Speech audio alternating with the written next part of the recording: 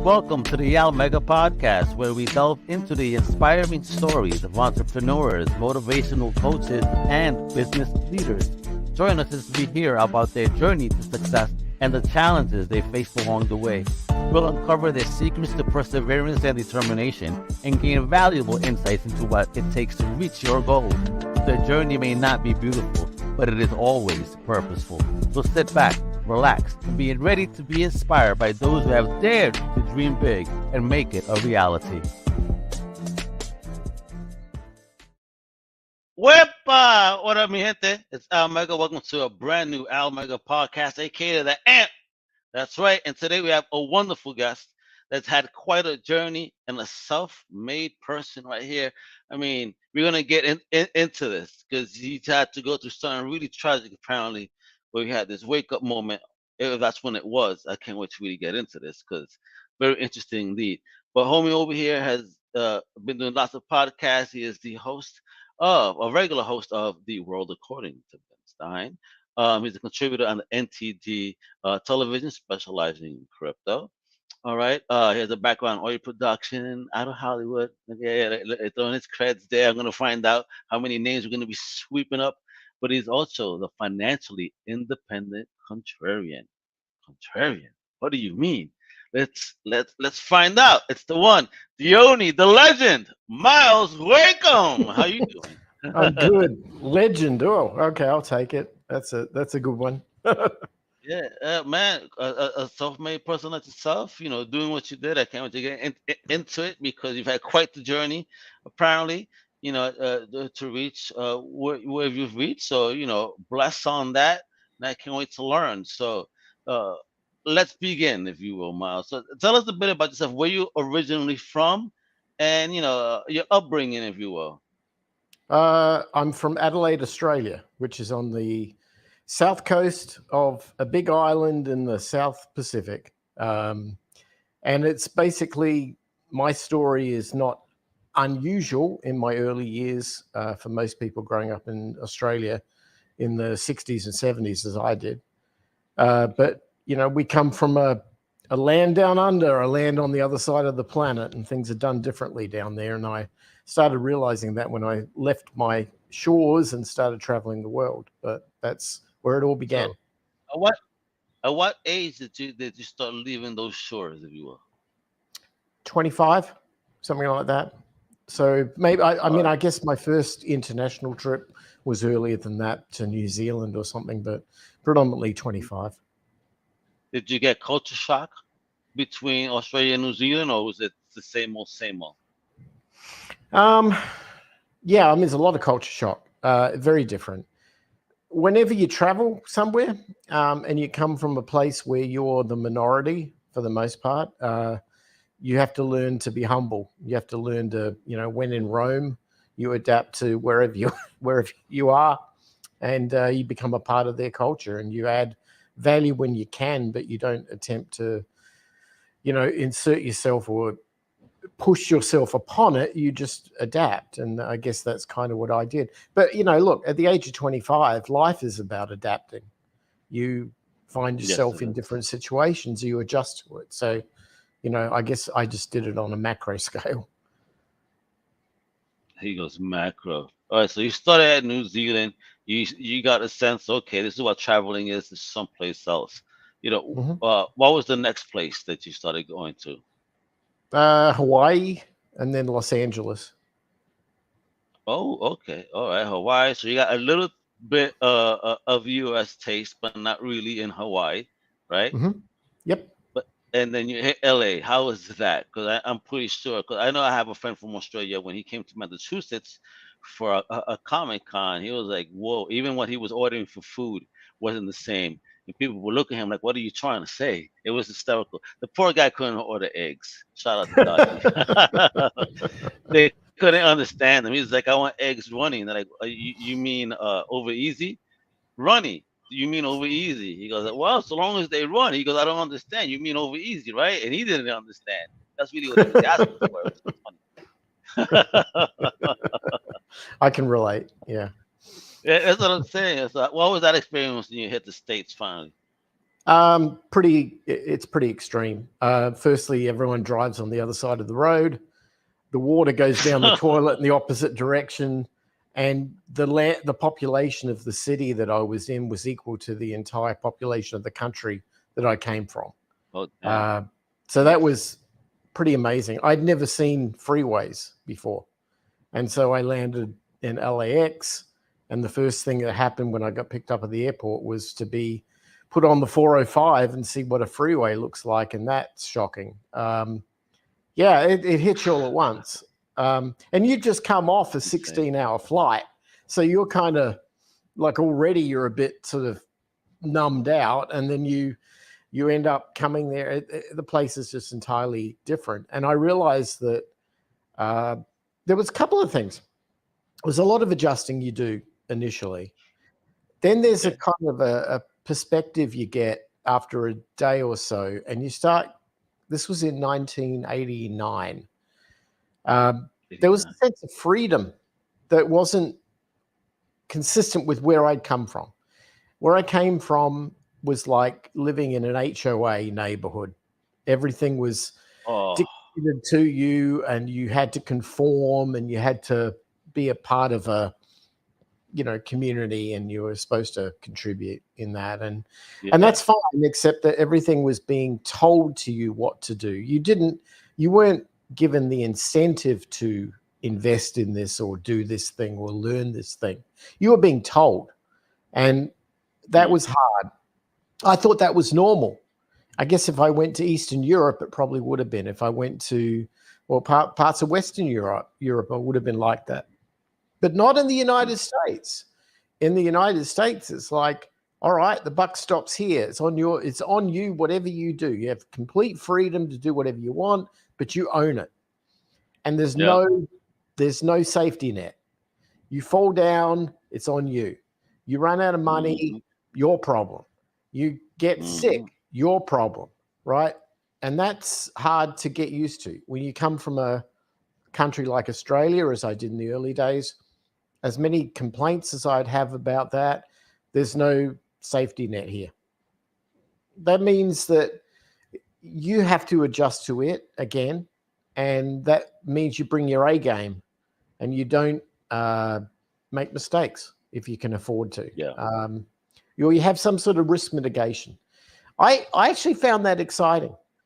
I found that good, because I'd come from a country where anything on the ground that was wriggling around would probably kill you, from snakes to spiders to, and you're raised with that. You're raised with the fact that you're just another species, and you could be somebody else's lunch at any moment.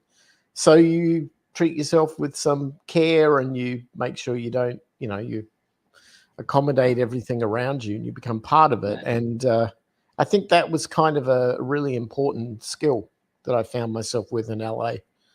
But man, it was awesome you went to LA.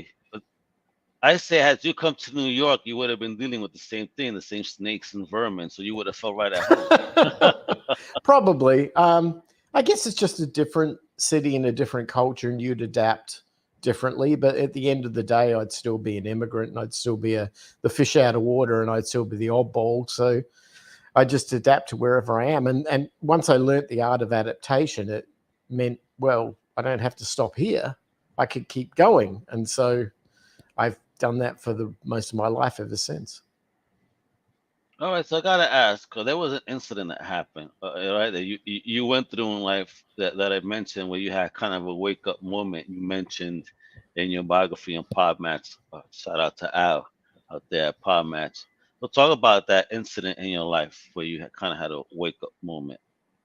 All right, so there's a bit of a lead up to this. So when I first arrived in the States, I had nothing but a bag of clothes. I had very little money, but I got married somewhat unexpectedly. I met a girl and we got married, and I couldn't leave the States because the way immigration was being processed. So I was stuck waiting for the government to do their thing, and that took, I'm going to say, nearly 6 months to get sorted out. So during that time, I went back to my musical roots, and that's where I spent most of my time in bands and hanging in Hollywood and all of that. But eventually, when I was able to work, I couldn't find work because nobody could understand who I was. I didn't have all the right degrees and paperwork that everybody in the States had. I was an oddball. So I must have gone to 20 or so interviews to try to find something, and nothing. Now, here's the weird thing. I never finished high school.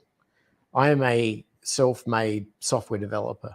And in 1970, the late 70s, I was one of a very, very small group of people who knew how to program a computer. I rode that opportunity for all it's worth in Australia. I wrote software for governments, for universities. I wrote a software application that managed the contract billing for a $5 billion submarine project for the Department of Defense. Yeah, I was 22 years old. I did all these amazing things, but that's because you did that. How did you even learn all this? You say you're not even a high school graduate, college. I mean, how did you get into the tech on that level? I don't associate education with skill. I think if you've got skill and you learn to hone it, then that's all you need. And I just so what were the seeds of those skills then? Because very inquisitive stuff on that level. I came from a musical family. We were very sensitive to things that were going on around us. And in the case of computers, I was extremely enamored by the fact that this machine could do things in my absence that I could control. And as a 13, 14-year-old kid, that's powerful. So I took that and I learned it, and I became one of very few people who knew how to program computers, and that became my shtick. That's what I did. When I got to the States, I'd done all of this amazing stuff. I was 25. They looked at me like, nah, you that's not possible. I'm like, well, seriously, it is. Let me show you. No, we haven't got time for you. Move on. You haven't got the right degree or whatever. So, okay, fine. So eventually after getting, I got no's like up and down. Wow. So eventually I stumbled into this building site where these guys were building a company in a mobile trailer park. I got asked to interview for doing the computer systems for this thing, this startup. And they said, okay. And I thought, oh, cool. Because, startups in a trailer park don't really have a great deal of street cred. You know what I mean? It's like, it's not like they're going to get every Harvard graduate who's going to turn up and want to work for them. It just so happened that little startup became Amgen, the world's largest biotechnology corporation. And I was one of the early guys. So I just rode that way. Out of a trailer park? Yeah, out of a trailer park. They ended up building a city. Funny because that looks so shady, honestly. Because in the States, if you got a computer business out of a trailer shop, I don't think it's a computer business. Well, hey, Steve Jobs and Wozniak created Apple out of a garage. I learned how to program in my bedroom. I mean, it was like back in those days. Crazy. If you're on the frontier, that's what you do, right? I love it. There's no glamour in this. There isn't. not it comes later, But anyway, it was really cool. So I made a lot of money, and I was 32, and I basically could stop working and never had to work ever again, and that was driving me nuts. Wow. I ended up spending more time back in Hollywood. I learnt the art of recording engineering, and I ended up working with some guys from Capitol Records on some projects, and I did some really fun things. I mean, stuff that I really enjoyed, and worked with some great people back then. But then out of the blue, I got a phone call from Australia. My mother had a car accident, and I had to get back on a plane and go back, and ended up finding her in pretty bad shape. So I decided with my wife that we'd move back there, and that didn't work out very well at all, because she ended up, about 6 months later, we got a divorce. Then I ended up in pretty bad place. And some friends of mine, just, who I grew up with, had said to me one day, "Do you want to come with us to on a road trip to the other side of the country, for New Year's Eve or something?" And I said, "Sure, whatever. I got nothing else going on." And it just so happens on that road trip, we had a massive car accident, and I ended up in a coma for about a week.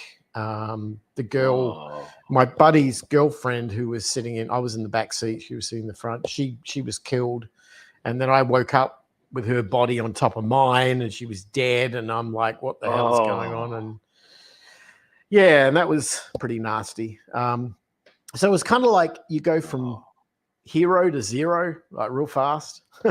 I went from the kid who had nothing, who became, super rich with Amgen, to the kid that literally lost it all in a divorce, and then paying for medical care, which the government never provided. I had to pay for it myself. And it was just horrible. Yeah. So you go from one extreme to another. And then as it happened, years later, I remarried, had a daughter.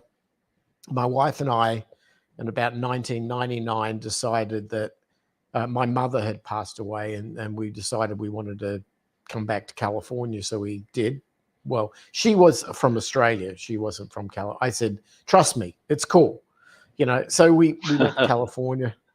But I came back a different person, because now I was a father. Now I had to be responsible. I had other people's care and feeding on my back. It was up to me. So I couldn't go back into the music business, which I really wanted to do. I ended up going back into software again.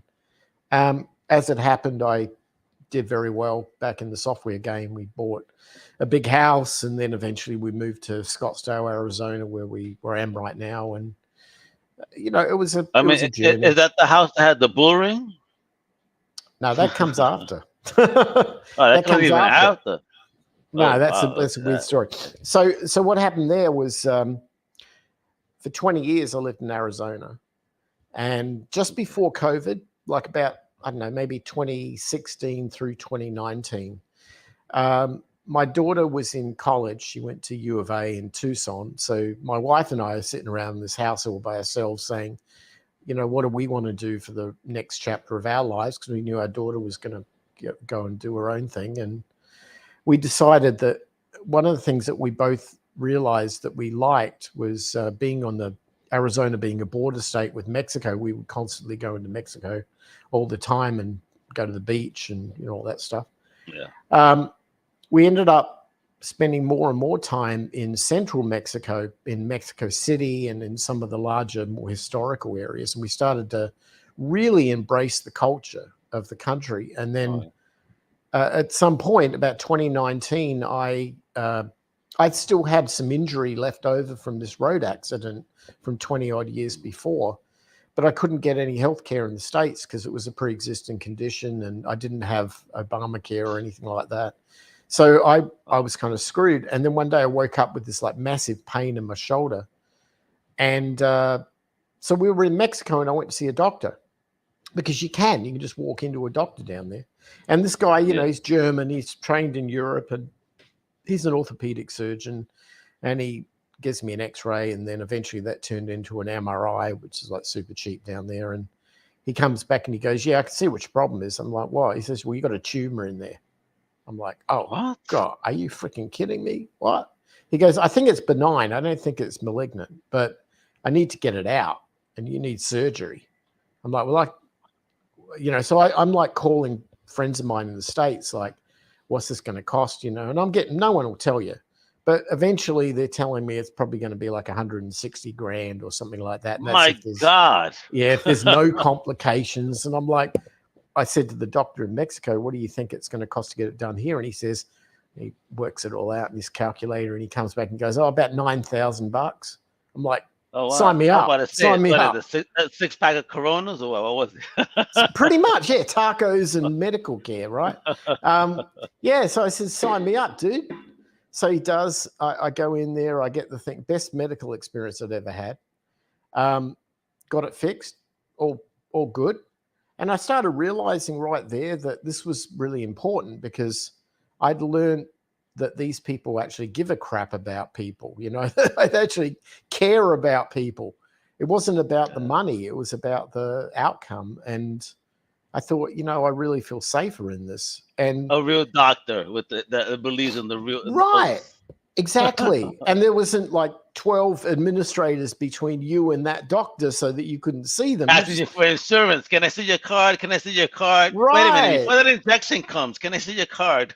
Exactly. Yeah. No, it's not like that. It's like, you just get it fixed. So it's funny. Here's the weird story. This is to your point about the bullfighting ring. So I'm recovering from the surgery. I'm in Guadalajara. I'm in an Airbnb for about a month while I'm recovering, and there's nothing to do. So I'm watching YouTube videos as you do. And I just so happened to stumble upon an interview with the producer of the Foo Fighters, who did their second album. And I'm watching it because I'm like, oh, that's pretty cool. And then he starts talking about the studio where it was recorded. And I'm like, where was that? And there's a studio called Grandmaster Recorders. It's unfortunately been turned into condos or restaurants, something now. It's no longer operating. But that's where I used to work, right? Okay. I used to be like almost a house engineer there. And it's really funny because he's like, they're talking about this session. They recorded the biggest hits of the Foo Fighters, Everlong, songs like that. The album's called The Color and the Shape. If I check the dates, and the guy says, yeah, we recorded it from this date to this date in 95 and 96, something like that.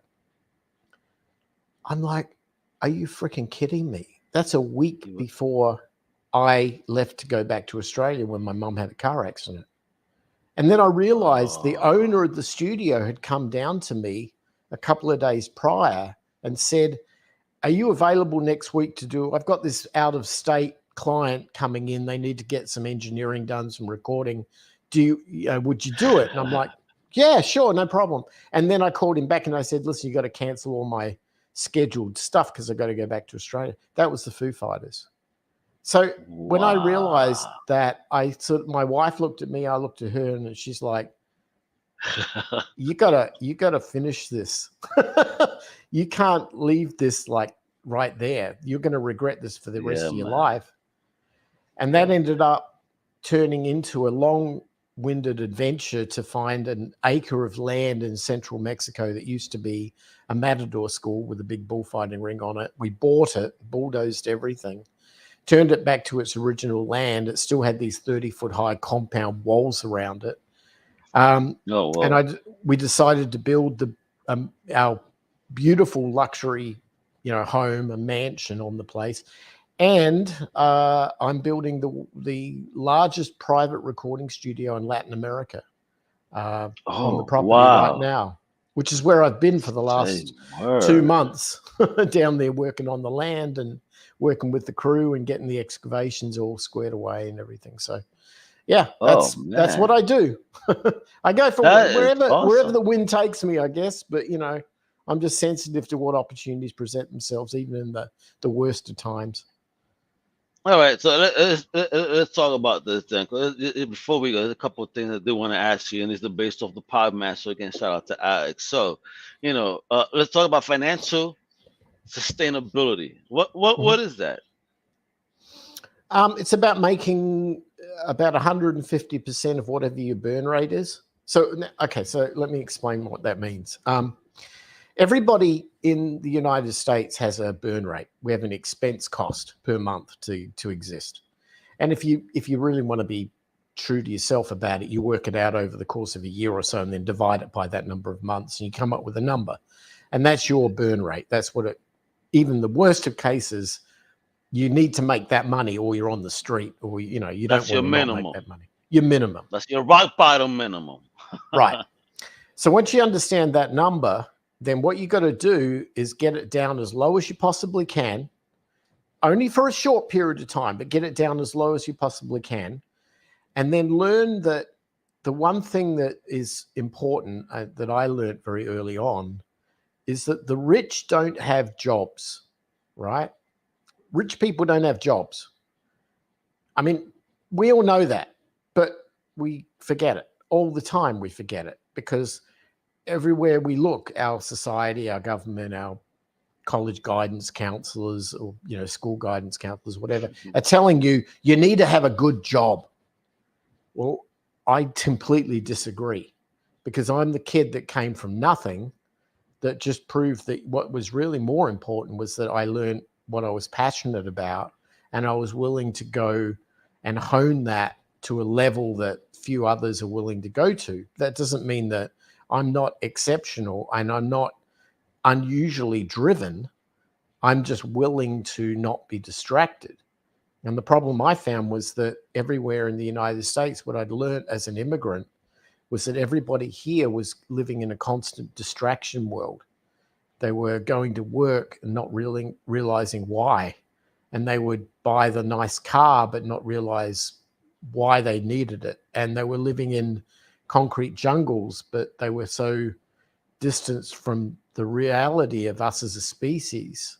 The things that I had to grow up with in Australia, where I realized that we can't take ourselves that seriously, and we have to, work copacetically with everything around us, both other humans, but also nature and also the world and the universe. And you learn very quickly that if you can understand that the universe is willing to give you its bounty, you just have to be willing to receive it.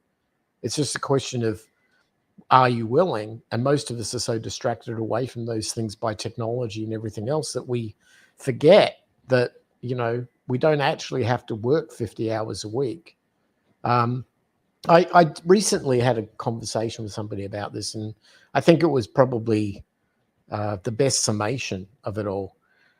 We live in a world where we think progress is really important, and we strive for progress at levels we've never seen before, certainly since the Industrial Revolution. Everybody wants to progress more. So, what do? You get the latest this and you work the latest that, and you get into Bitcoin, or you get into this and you get into that and all this stuff. You got to and AI. Let's go. Roger that. Yeah. And you're like, this is massive fervor to go and, get in front of it. But no one has a mission. There's no point to all of this, right? It's like we're progressing without purpose. We have absolutely no reason why we do these things. We just do. We feel like it's a maybe an evolutionary thing in our species, that we have to raise ourselves up. We have to be better tool makers. We have to fly to other planets. But why? Why? We get one life, and most of the time when you value things and you put priorities on things, those things, they might define how you see yourself, but they don't define the most important things, the things that bring tears to your eyes. That doesn't happen. And I think that we forget ourselves sometimes. We take ourselves too seriously, and we forget that it's okay to have a progress towards something. But you have to know your mission. And the problem is few of us really understand that. And so we fervently work without purpose. And we wonder why we're miserable and why we can't, we start hating each other. And you get this tribal warfare thing going. It's not because we're not like that normally. But the problem is we've lost our way. And I just sort of feel at some point that a lot of the reason for that is childhood upbringing and education, particularly in high school, because the parents, look, I'm a parent and I know what it was like. You do anything for your kid. You take a bullet for your kid. But at the same time, you think that you're so high strung and conservative that the kid, to be safe, they have to go to college. They have to go to this university. They have to have that. And all we're doing is we're churning out a factory of ant workers that don't know anything better than following whatever somebody else told them to do, and just doing whatever the society tells them is their purpose. And I call BS on the whole thing, because I think at the end of the day, the happiest person out there is the one that early on finds their mission, finds their purpose, because then everything can align to it, right? And it starts becoming an almost organic, natural thing. But we're not doing that. We're building an army of worker ants, and no wonder everyone's freaking miserable and ready to, rip each other's throats out. I mean, that's not healthy. And so No, it's not. I just really want people to understand that at the youngest age, it's more important that you don't do what society tells you to do, that you find who you are. And then you make what society offers you fit that model. You don't fit it, it fits you. That's how it Mm. worked for me. I came here without any, I couldn't fit in that model. I wasn't allowed to. If society had given me what they thought that an uneducated immigrant would have, I'd be on the borders with 100,000 other Guatemalans and Hondurans and Cubans down there, Mm-hmm. wondering why I couldn't scurry in. But was one little bit of luck, and that was I got married and I was allowed in, and then when I got in, I made the most of it. And people just have to understand mission and purpose, and most importantly, that you don't have to be a product of your own local geography. You can go anywhere on the planet. Cost of an airline ticket super cheap. The technology is great and gets you anywhere you want to be. Find a place that's No cheap lie. and then find yourself. There we go. All right, so I have one more question, then we're gonna go through a couple of things so people know where to be in touch with you. All right. Mhm. So this is my last question here. So why should people throw out this traditional concept of retirement entirely? Because here you are, I mean, you doing your thing and you're retired, and I mean, you've been done for quite a long time. So like, I want to get there. I'm still working. Right. um, when I was 22, before I left Australia, my father passed away and I had to take care of him. I was an only child, so I had to take care of the family. And that was pretty formative, at that young age. Um, I realized that as much as I thought I knew him as a father, I didn't really know him as a man, not, like a couple of guys having a beer at the bar kind of thing. It wasn't, Yeah. I would have loved to have had that relationship. I got a very small experience of that before he passed away, when he used to play golf, and he'd often invite me out on the golf course and we'd just wander around hitting this white ball around. And I'd talk to him about, tell me about your life. And he would. How many fathers Yeah. do that with their kids? I mean, they do, but they don't really do it. They feel that, Yeah. it's a different. Anyway, Oh yeah, I after he, listen. My father is in his 80s. All Mhm. right. So when I ask him about this, so tell me about your life. Why you want to know that stuff, son? That's in the past. That stuff. That's where it should stay. Kind of is like. But I just want to know where you're mentally coming from. Your state of mind as to how you go. But man, I get it, man. These old school dudes like to try to hide that. You got to kind of pull teeth and make Right. sure mom's not around, because that's when they really speak. Exactly. No, you're spot on. You're exactly right. That's exactly what my experience was. But after he passed, then I had to go through all of his stuff and his affairs, and I had to work out, where the money was, and my mum was going to be okay, and so I did all of that, and then I realized that what killed him, and this was really weird. He was one of these guys who was, I guess you call him the company man. He worked for the same Yeah. company for like 40 years. Oh wow. It was a company that made building materials, a big corporation, big construction place.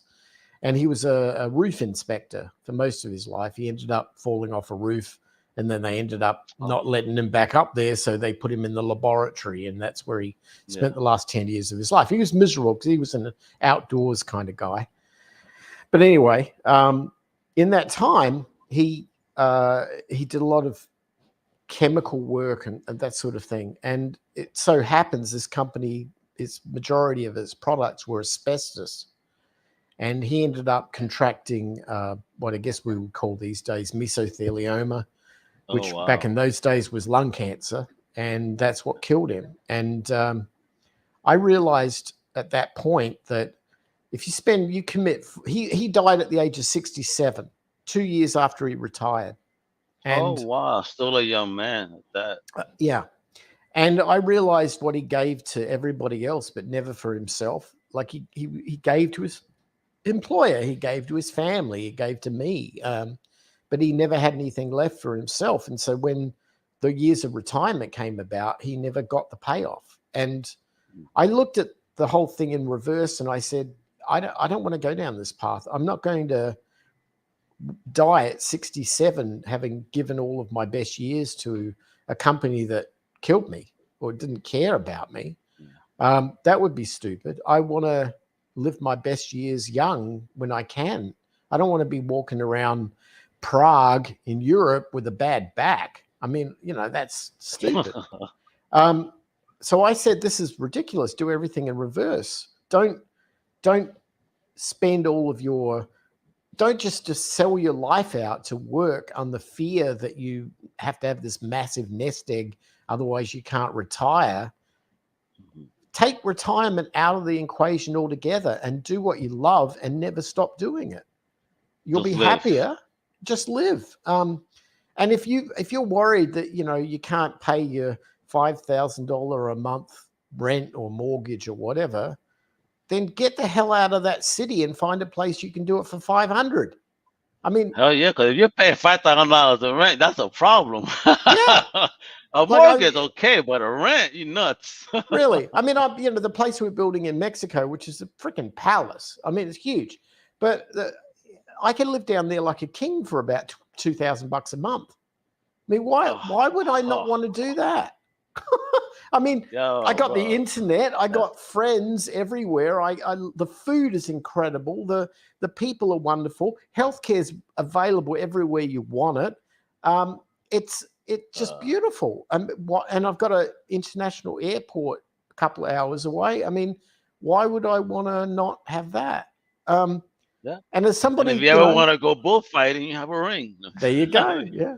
No, I mean, as somebody who came from a foreign country, everywhere is a foreign country. So I don't care where it is. I go where I'm treated best. So let me ask though, does Mexico feel, like Australia? A little bit, yeah. It feels like Australia was in, say, about 1980, something like that. Okay. All right. Yeah, all right, it's not a lot of technology. Yeah, it's great. Okay. It's great. And people are so sweet. I mean, they are the nicest people, even to expats. I mean, they are absolutely embracing. And the whole concept of family first, like the La Familia, the whole family dynamic it permeates through all of society everywhere you go. And you may never know, you can go into a restaurant, they'll treat you like you're one of the family. And then how do you not love that? Now, listen, you want to feel good wherever you go. Talk about family. I know you have a podcast, right? The Unconstrained podcast, where you have a family of listeners and whatnot. So talk about what the podcast is about and how often you drop it.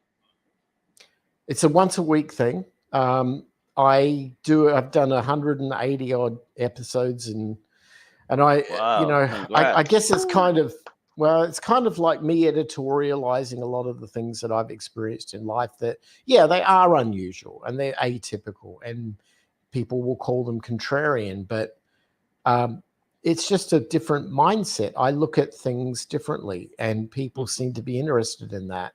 So, I'll talk until the cows come home, so they're willing to listen to me go for it. Listen, if you could offer me a different way of looking at something, I am all for it. So I'm definitely going to be all about this. The Unconstrained podcast, folks, once a week. Check it out on your favorite podcast platform. Now, you also have this website, beunconstrained.com. So what can we get there? What's going on?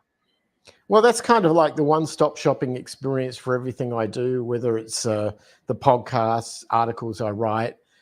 We have a thing called a Matrix server, which is like an open source community forum for all of the people who want to go there. It doesn't cost anything. You don't have to tell us who you are. Just go in and enjoy the conversations. But wonderful.